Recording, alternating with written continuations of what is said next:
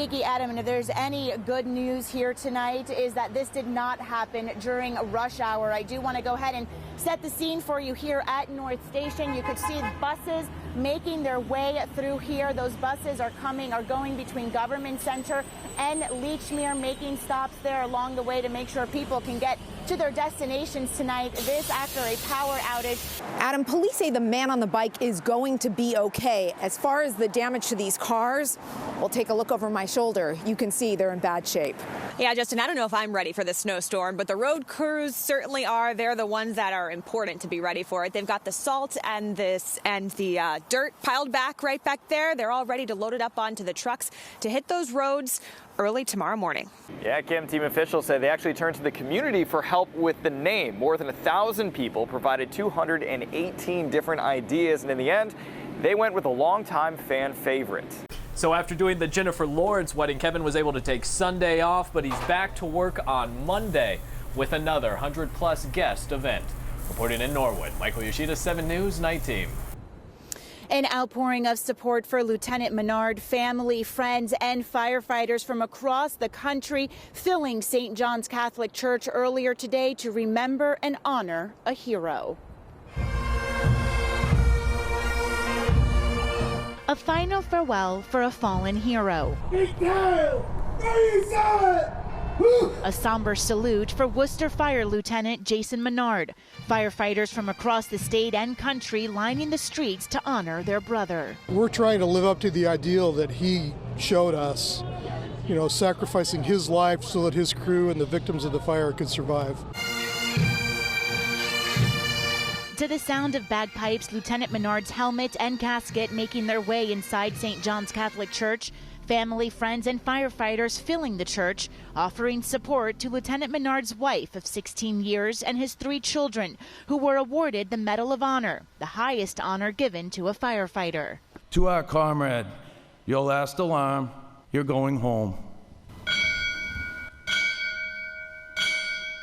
The 39-year-old was killed while heroically saving 2 of his fellow firefighters, including Chris Pace, who remains hospitalized. Pace's brother delivering the eulogy. He took his oath as a firefighter seriously, which makes him not only Chris's hero, but he's my hero, my family's, your family's, and all of our communities.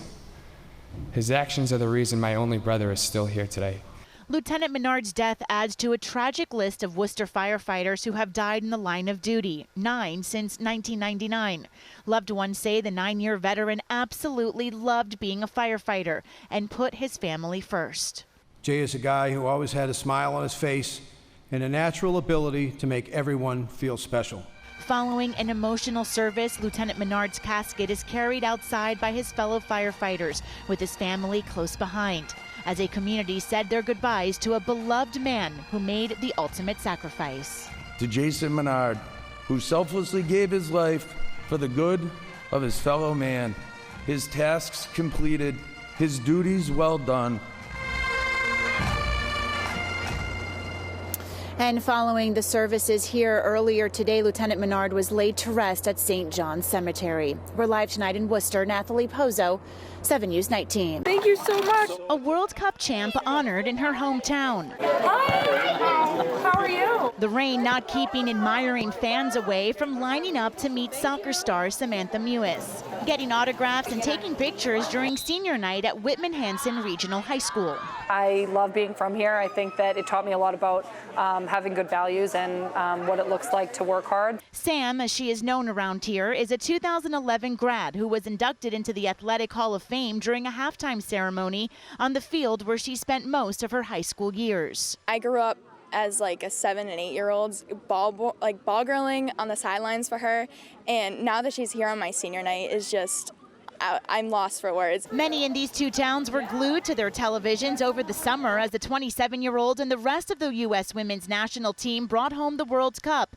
Sam's coach says the girl he has known since she was 5 years old is an inspiration on and off the field. Getting to that level, performing well, but then to be the classy young lady that she's been from here all the way through is just it's remarkable and inspiring to the young ones. The women's national soccer team also came home with a new fight, suing U.S. Soccer for gender discrimination discrimination, claiming the Soccer Federation pays women who had more success significantly less than members of the men's team. I think that one of our main goals with this is to inspire young generations and all women, minority women, women from all different professions to understand their value and their worth in the workplace. The midfielder who plays for North Carolina in the National Women's Soccer League says it feels good to see soccer having such a positive impact. I just feel so supported by this community, and I would love to give back to it in any way that I can.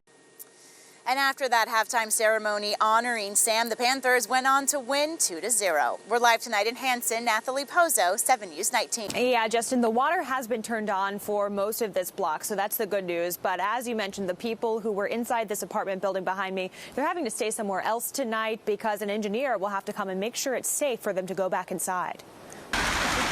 Cell phone video shows water gushing down Anderson Street in Beacon Hill after a fire hydrant broke and started dumping gallons of water. There was just a river of water coming down Anderson Street, and it looks like a big section of the sidewalk was taken out by the water. A lot of debris at the bottom on Cambridge Street. The water poured into the apartment building on the corner, flooding the basement and tossing around bricks from the sidewalk.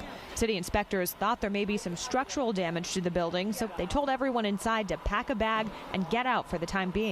Boston Water and Sewer teams putting everything back together, saying they don't know what caused this. It could be vibrations from local work, but how now would we determine that at this point? The fact that we know is the condition of the pipe itself, the hydrant, is not likely a factor at all. An engineer will inspect the building and make sure it's safe before anyone can go back inside. And families are hoping that engineer can get here tomorrow before the start of the work week. Live in Beacon Hill tonight, Caitlin McCulley, 7 News 19. September 1st in Boston. Time to line up the U-Hauls. That is, if you can get one. We couldn't afford a moving van because they're like $600. For some, an SUV, minivan, or pickup truck will have to do the trick. The mayor's office says 70% of rentals in Boston turn over on the 1st of this month. It's like a ritual kind of things. Like all the trucks U-Hauls are booked. So somehow you need to manage it. A good group of friends will get you far. The mayor's office says once you move into a new place, make sure it meets city standards. Landlords are required to provide clean, sanitary, and safe units, post the owner's contact info, and provide smoke and carbon monoxide detectors. But some are scratching their heads as to why we start September this way every year. Why do they have everything on the same day? It doesn't make any sense. It makes sense why why schools don't all get in and get out at the same time, because I always think airports are going to be so crowded. I guess Boston didn't listen to that.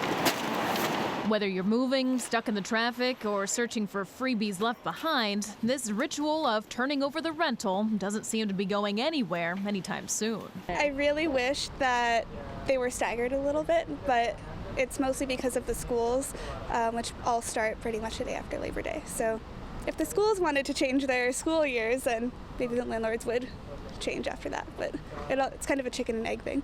Students really don't have much time to recover from the chaos of moving day. Some start classes next week, but others, like BU, start in just 2 days. In Alston, Kim Lucy, 7 News 19.